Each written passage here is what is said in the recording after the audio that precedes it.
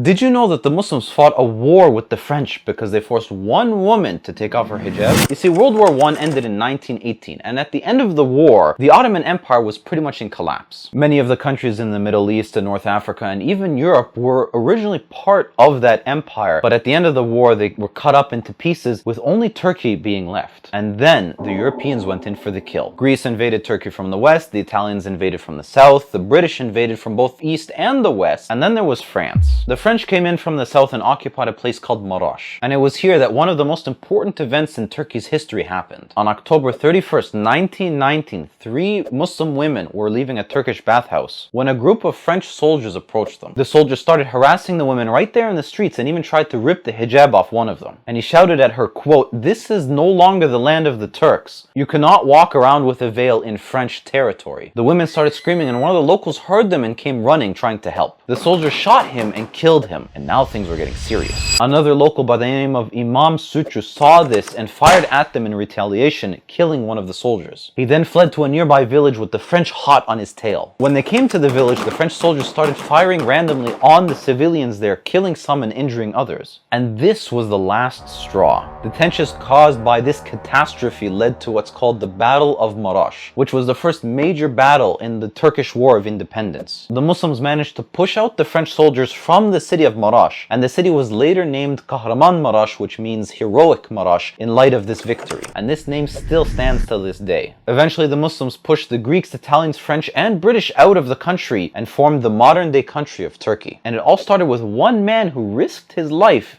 to defend the honor of a Muslima. And by the way, Imam Sutcu literally translates to Imam Milkman in Turkish, which I think is kind of funny. And also, by the way, you know those Turkish ice cream guys that you always see that's playing games with tourists and wearing that Ottoman costume? That style of ice cream that they sell and that game that they play is actually a custom originally from that city of Kahramanmaraş. And as always, like and follow for more Muslim facts.